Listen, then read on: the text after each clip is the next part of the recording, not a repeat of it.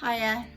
So part two, the more practical side of the emotional journey that I'm going through right now is almost like a roller coaster. One moment I'm feeling, kind of happy, excited. Next minute, having some doubts, but not too many, I have to say, but it does happen. And then you'll have the I'm gonna miss England feeling, I'm gonna miss this, I'm gonna miss fish and chips, I'm gonna miss, of course, the people in my life. That goes without saying, so if I don't mention them, they're there. But anyway, I just wanted to share more of the practical side. So you can see I have my table here ready to sell, and then over here I have my really nice corner sofa, which I've always liked this. It fits in really well into this small living room in England. My daughter's gonna have this table here and probably some other items as well. But anyway, I just thought I'd share with you. So I have got a buyer for my corner table there, and going into the kitchen, got a buyer for my microwave. So two today.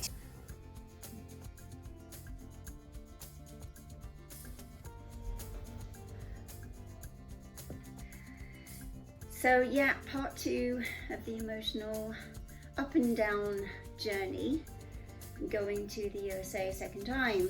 So welcome, if we haven't met before, I'm Steffi from across the pond and back and back again. So I met and married an American man, moved to the States, lived in Florida for 18 years, moved back in 23 after I had lost him to brain cancer.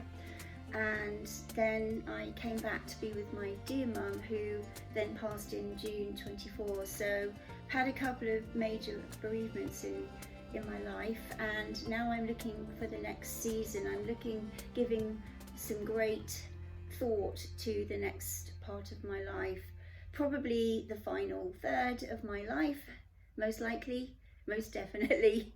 So I would like to share with you the remaining bits of me finishing this little bit in England. I've tried to document some of my experiences here. It's hard to put them into a video really at times, because so much has been happening in my mind and heart over the last 2 years, including looking for my England, as I call it, my England. The England that I grew up in, the England that a lot of my peer group grew up in, that we see this England disappearing over the horizon, and current events make that more and more sure. So I have given this a great deal of thought. Believe me, I've gone in and out and around about, making notes, making charts, discussing things with family, lots of friends. But anyway, here we are, second part. So I have actually sold, the other day I sold my mower and my strimmer, sold them in a little bundle on Facebook Marketplace. Things seem to be pretty good on there. I haven't had to go anywhere else yet, so shout out to Facebook Marketplace. It's going all right. And now today I have a buyer for my table and also my microwave. Hopefully they'll be coming later to get those. So good prices so far for both of those items, so reasonable, for second hand. So I'm very glad about that. Something that we've been mulling over that's been a bit of a hurdle right now is packing up the expensive gaming computer that we have in our household. So I'm very concerned about doing this the best way. So I've been looking online, I've looked up several removals. Has anyone watching ever tried to send a computer aboard? I'm not just saying selling, like from you to a customer or something. I'm talking about when it's just yours and you're doing it privately and you're trying to find something that doesn't cost the earth or cost half the amount of the whole computer. I'm aware about, how we're going to do it. My son's going to pack it up with taking bits out that need to be taken out, but just the sheer cost of it is just a little bit concerning right now. So I'm still shopping around for the best option for that. I'm looking at FedEx, I'm looking at local removals companies who do international. So it's up in the air about that right now. Putting it in a suitcase is not going to work because we want it in the original box, which the original box does not fit. Someone is at the front door. Someone's at the front door. Did you hear that? Are we recording? I don't want to waste it. Hiccups again. For those of you who've watched a few others, you'll just know that seems to be a common occurrence with me. Maybe it's because I'm a bit nervous. Do you think? I'll look it up again. Now today I'm actually going to list a few more smaller items on Facebook. I've sold a couple of items that I'm actually quite surprised about, some things that I put on there and I think, oh, they'll take a while, and then I get these messages. So I've sold some water filters to somebody in Wales already and somebody locally, so it's been interesting so far to see what sells. But anyway, it's very much get down to practicalities type of season now with the solicitors. We've got the paperwork done.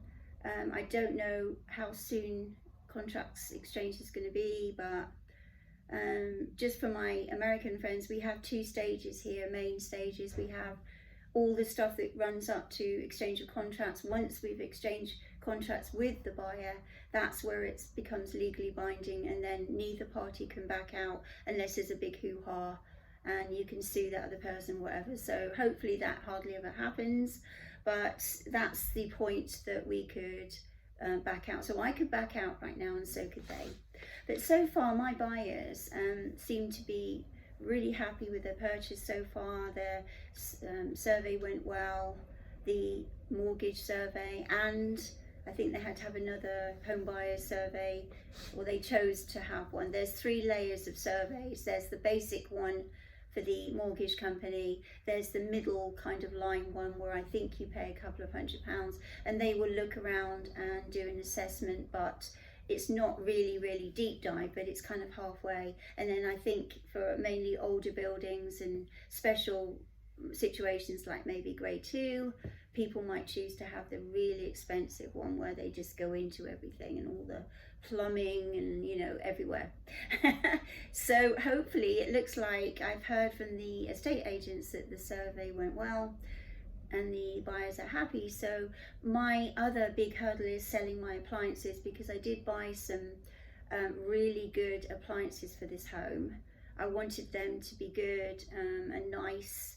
I won't mention the name, but they're a really well-known German appliance company who do super nice appliances. So maybe I should, but never mind. So I haven't decided really what I'm going to do with that.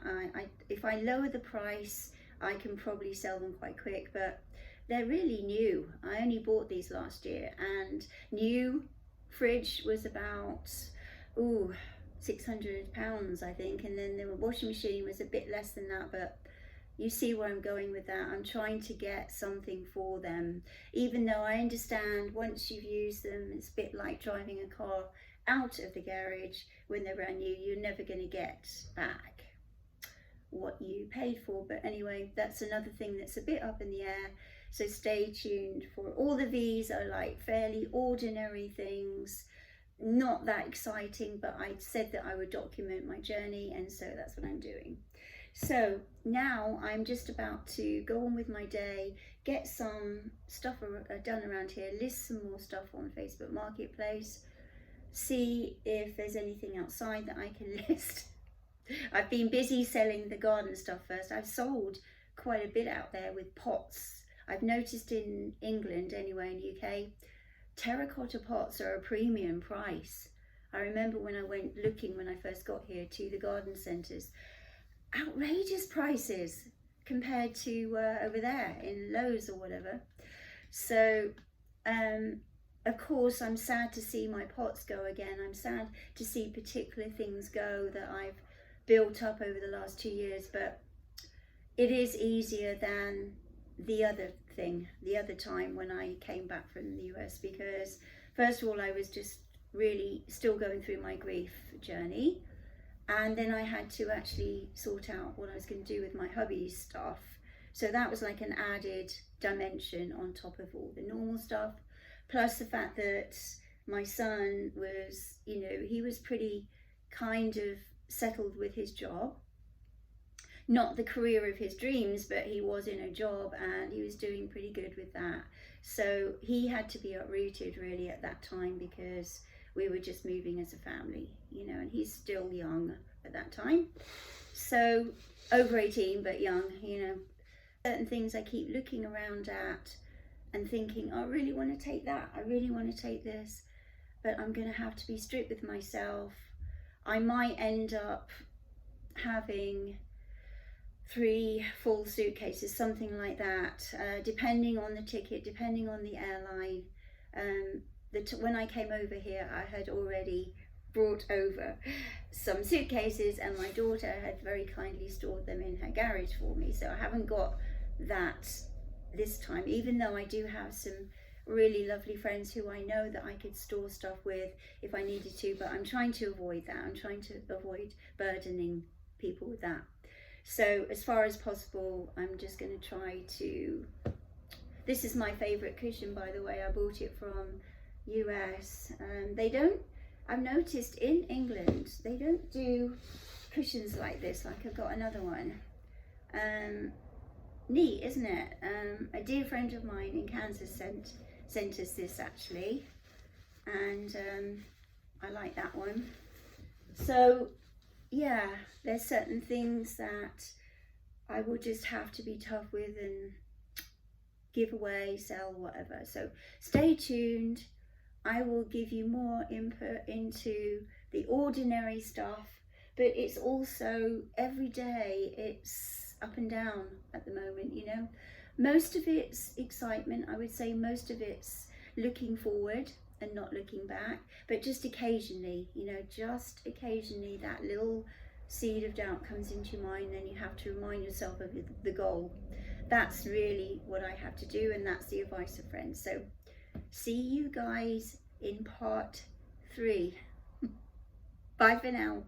Cheerio.